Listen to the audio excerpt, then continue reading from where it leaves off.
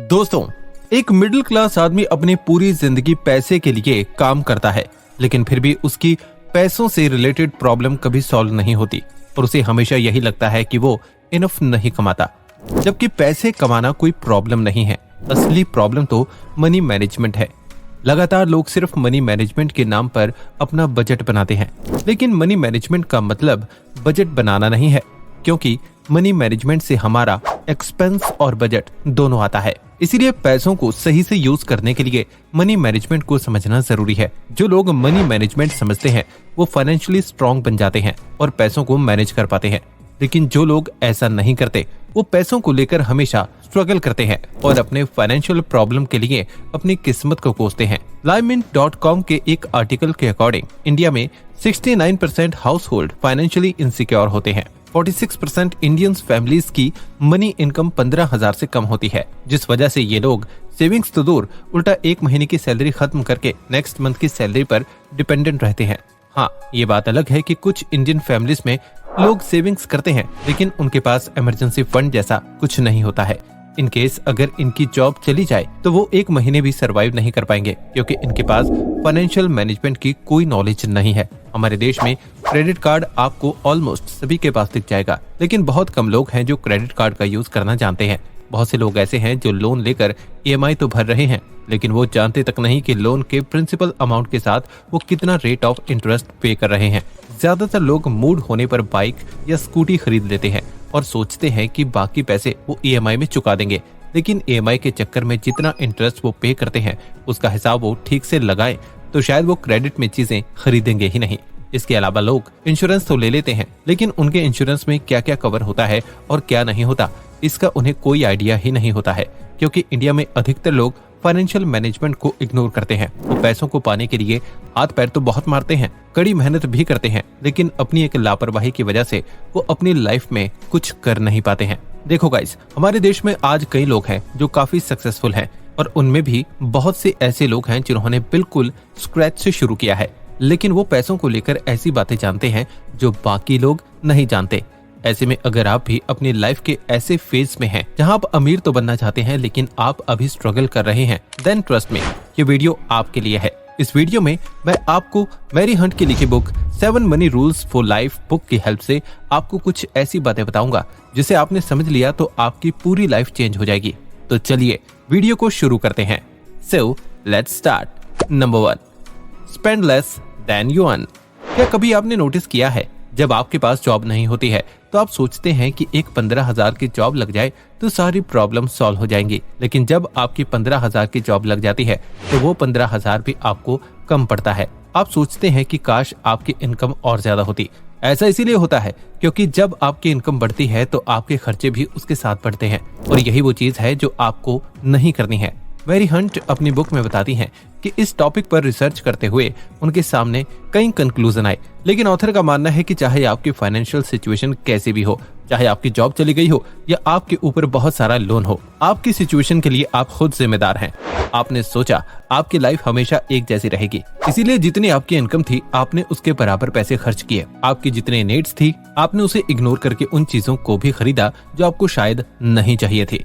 इसलिए अगर आपको अपने फाइनेंशियल कंडीशन को ठीक करना है तो आपको पहले अपने खर्चों को लिमिट करना होगा। ऑथर ये भी कहती हैं कि ज्यादातर फाइनेंशियल प्रॉब्लम हमारे अनप्लान्ड खर्चों की वजह से होती है। हर महीने आप कुछ न कुछ ऐसा खर्चा कर ही देते हैं जिसके बारे में आप सोचते भी नहीं हैं, लेकिन महीने के एंड में जब आप अपने खर्चों का टोटल करते हैं तो आपको रियलाइज होता है कि आपने कितना ज्यादा खर्च कर दिया है, पर तब आप उस खर्चे को इमरजेंसी बताकर टाल देते हैं और यही चीज फिर आपके सर का बोझ बन जाता है। यही नहीं, ऑथर ये भी कहती हैं कि अगर आप हर महीने EMI देते हैं, चाहे वो घर की EMI हो या कार की EMI, आप फाइनेंशियल प्रॉब्लम से बच नहीं पाएंगे। इसीलिए सोल्यूशन यही है कि चाहे आपकी फाइनेंशियल कंडीशन कैसे भी हो, आपको अपने खर्चे अपने इनकम से कम करना होगा। Number 2, save for the future. दोस्तों, ज्यादातर लोगों को लगता है कि पैसा बचाने का मतलब है कि आपको 5-10 हजार रुपए कम से कम अपने इमरजेंसी फंड में बचाने चाहिए, लेकिन वो ये नहीं समझते कि सेविंग्स करने के लिए अमाउंट से ज्यादा माइंडसेट इम्पोर्टेंट होता है। आपको हर महीने अपने इनकम से कुछ न कुछ अमाउंट अलग हटाकर रखना चाहिए। आई नो कि ऐसा करने से आपकी फाइनेंशियल सिचुएशन एकदम से ठीक नहीं हो जाएगी, लेकिन ऐसा करने से लॉन्ग टर्म में आपको हेल्प जरूर मिलेगी। सेविंग करने के लिए ऑथर मैरी हंट बुक में एक तरीका भी बताती हैं। ऑथर कहती हैं कि लोग हमेशा अपने इनकम से अपने बिल्स भरने और सारे खर्चे करने के बाद जो कुछ बचता है उसे बचा कर रखते हैं, लेकिन ये तरीका ठीक नहीं है, क्योंकि इससे आप एक महीने तो पैसे बचा लेंगे, लेकिन हो सकता है अगले महीने आप पैसे बचा नहीं पाए। इसीलिए आपको इसके बिल्कुल उल्टा करना चाहिए। मतलब इनकम से एक्सपेंसेस हटाने के बाद पैसे सेव करने की जगह आपको पहले ही अपने इनकम का 10%, 15%, 20% जितना भी आपका मन करे उतना आप हटा कर रख सकते हैं। इससे आपकी पूरी सैलरी खर्च नहीं होगी और आपके पास खर्च करने के लिए अपने इनकम का सिर्फ 80 to 90% ही पैसा होगा, जिसे आपको समझदारी से यूज करना है। ध्यान रहे, आपको इन पैसों से पहले अपने फिक्स्ड खर्चे जैसे रेंट हो गया, इलेक्ट्रिसिटी बिल हो गया, वाटर बिल हो गया, ये सब पे करना है। उसके बाद ही आप शॉपिंग कर सकते हैं और बाकी के खर्चे कर सकते हैं। दोस्तों, लोग सोचते हैं कि अमीर बनने के लिए ज्यादा कमाना जरूरी है, पर ऑथर का कहना है कि अमीर आप कम खर्च करके और अपने पैसों को मैनेज करके भी बन सकते हैं। क्योंकि मान लो आपने ज्यादा पैसा कमा भी लिया, लेकिन अगर आपको अपने पैसों को मैनेज करना ही नहीं आता है तो आप क्या करेंगे? ध्यान रहे, आप सिर्फ खर्चों को कम करके या सिर्फ सेविंग्स करके ही अमीर नहीं बन सकते। आपको ये चीज करने के साथ साथ अपने पैसों को इन्वेस्ट भी करना होगा। अगर आप सोचते हैं कि आप काम करके पैसे कमाते रहेंगे और एक दिन अमीर हो जाएंगे तो सॉरी, ये आपका भ्रम है। अमीर बनने के लिए आपको अमीर लोगों की तरह अपने पैसों को काम पर लगाना होगा ताकि वो अपने साथ और पैसे को अट्रैक्ट करे। Number 3, give something away. Author Mary Hunt कहती हैं कि अगर आपके पास रहने के लिए घर, खाने के लिए खाना, पहनने के लिए कपड़े हैं तो उसके बाद आप चाहे जितना भी कमा ले, वो पैसा आपको हैप्पीनेस नहीं देगा।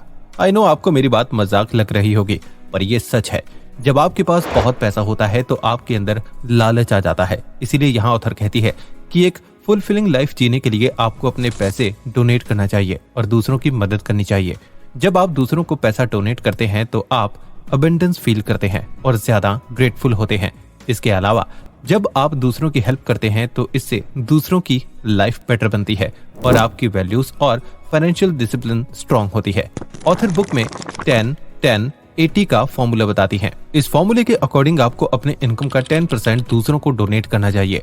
आपको अपने इनकम का ये पोर्शन पहले ही दूसरों को दान देने के लिए हटाकर रख देना चाहिए और दूसरे 10% को हर महीने डिसिप्लिन्ड वे में सेव करना चाहिए, क्योंकि आप नहीं जानते फ्यूचर में आपके साथ क्या होगा। तो अपने फ्यूचर के लिए पैसे सेव रखकर आप इमरजेंसी के लिए खुद को रेडी कर पाएंगे।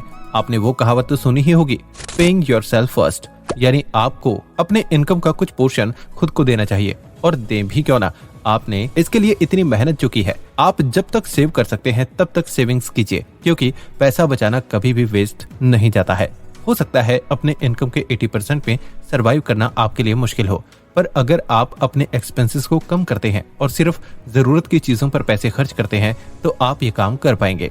Number 4, anticipate irregular expenses. आप भी ये बात मानते होंगे कि हमारे कई खर्चे ऐसे हैं जो हमेशा नहीं होते। आपके टोटल एक्सपेंसेस में कई खर्चे ऐसे होंगे जो आपने प्लान तो नहीं किया होगा, लेकिन फिर भी आपको वो खर्च करने पड़े, जैसे कार रिपेयर्स, मेडिकल इमरजेंसीज या फेस्टिव शॉपिंग। इसीलिए ऑथर कहती हैं, इस तरह के जो खर्चे होते हैं आपको उन्हें भी प्लान करना चाहिए। यानी आपको अपने इनकम में से अब कुछ हिस्सा इस तरह के अनएक्सपेक्टेड खर्चों के लिए रखना चाहिए। आप अपने इर्रेगुलर एक्सपेंसेस को मैनेज करने के लिए अलग से कोई अकाउंट बना सकते हैं। इससे आपको अपने रेगुलर इनकम से पैसे निकालने नहीं पड़ेंगे और ना ही आप पर किसी तरह का बोझ आएगा। आप हर महीने इस तरह के कितने अनएक्सपेक्टेड खर्चे करते हैं, ये पता करने के लिए आप अपने पुराने खर्चों को ट्रैक कर सकते हैं। आपको अपने पुराने डेटा से फ्यूचर एक्सपेंसेस प्रेडिक्ट करने में काफी हेल्प मिलेगी। Number 5, tell your money where to go. पता नहीं क्यों लोगों को लगता है कि उनका पैसा अपने आप मैनेज हो जाएगा, जिस वजह से वो अपने पैसों को मैनेज करते नहीं हैं और मंथ एंड आते आते उनका पैसा कहाँ चला जाता है उन्हें पता भी नहीं चलता। इसीलिए आपको अपने पैसों को खुद मैनेज करने के लिए नहीं छोड़ना चाहिए, बल्कि आपको मैनुअली अपने पैसों को मैनेज करना चाहिए। आपका पैसा वहीं जाना चाहिए जहां आप चाहते हैं, और अगर ऐसा नहीं होता है तो इसका मतलब ये है कि आप ठीक से फाइनेंशियल प्लानिंग और बजटिंग नहीं कर रहे हैं। आपको अपने हर एक स्पेंडिंग का रोड मैप बनाना चाहिए और उसे स्ट्रिक्टली फॉलो करना चाहिए। आपके कमाई का एक एक रुपया डिसाइडेड होना चाहिए कि कहाँ खर्च होगा। इसके लिए आपको अपने शॉर्ट टर्म और लॉन्ग टर्म गोल पता होना चाहिए, तभी आप प्रॉपर प्लानिंग कर पाएंगे और सही से एक्शन भी ले पाएंगे। Number 6, manage your credit. लोगों के फाइनेंशियल प्रॉब्लम्स का सबसे बड़ा रीजन ये लोन्स ही होते हैं। देखो, क्रेडिट कार्ड्स और लोन्स पावरफुल टूल्स होते हैं, लेकिन इनका मिसयूज फाइनेंशियल बर्डन क्रिएट कर सकता है, जबकि इसका सही से यूज करके आप भी अमीरों की तरह और अमीर हो सकते हैं। ऑथर हंट ये भी कहती है आपको अपने क्रेडिट कार्ड ठीक से यूज करना चाहिए। कहने का मतलब ये है कि अगर आप क्रेडिट कार्ड का यूज करते हैं तो आपको अपने क्रेडिट कार्ड और लोन्स के बिल्स टाइम पर पे करना चाहिए। इससे आपका क्रेडिट स्कोर मेंटेन रहता है और जब आपका क्रेडिट स्कोर अच्छा होता है तब आपको लोन कम इंटरेस्ट पर इजीली मिल जाएगा। और मैं अपनी तरफ से एक बात ये कहूंगा कि अच्छा क्रेडिट स्कोर बनाना अच्छी बात है, लेकिन अगर आपके ऊपर कोई लोन है तो आपको उसे पे कर देना चाहिए। Number 7, borrow only what you know you can repay. मुझे पता है लोन कोई भी अपनी मर्जी से नहीं लेता है, कभी मजबूरी तो कभी कुछ और, पर इस बुक का आखिरी रूल ये कहता है कि आपको सिर्फ वही लोन लेना चाहिए जिसे आप कंफर्टेबली रीपे कर सकें, क्योंकि लोन लेने से आपकी फाइनेंशियल हेल्थ खत्म हो जाती है। इसीलिए कोई भी लोन लेने से पहले आपको टर्म्स और रीपेमेंट शेड्यूल को अच्छे से समझना चाहिए। इसके अलावा आपको हाई इंटरेस्ट वाला लोन लेना भी अवॉइड करना चाहिए, क्योंकि इससे लोन रीपेमेंट मुश्किल होता है। जब भी आप लोन लें तो आपको अपने लॉन्ग टर्म इम्पैक्ट के बारे में सोचना चाहिए। आपको कभी अपने शॉर्ट टर्म प्लेजर्स के लिए लोन नहीं लेना चाहिए। 7 मनी रूल्स फॉर लाइफ एक प्रैक्टिकल गाइड है जो आपको फाइनेंशियल सक्सेस के लिए तैयार करती है। मैरी हंट के ये सिंपल रूल्स आपके लिए स्ट्रक्चर्ड अप्रोच प्रोवाइड करते हैं जो आपको डेट फ्री होने, सेविंग्स बढ़ाने और फाइनेंशियल सिक्योरिटी अचीव करने में हेल्प करते हैं। तो अगर आपने इन रूल्स को डिसिप्लिन के साथ फॉलो किया तो आप फाइनेंशियल गोल्स को कॉन्फिडेंटली अचीव कर सकते हैं। सो गाइस, इस वीडियो में बस इतना ही। Thank you brain grain family. अगर आपको ये वीडियो पसंद आई तो वीडियो को लाइक और चैनल को सब्सक्राइब करें, और अगर आप किसी टॉपिक पर वीडियो देखना चाहते हैं तो कमेंट करके हमें बताएं। जल्द ही मिलते हैं एक और शानदार वीडियो के साथ।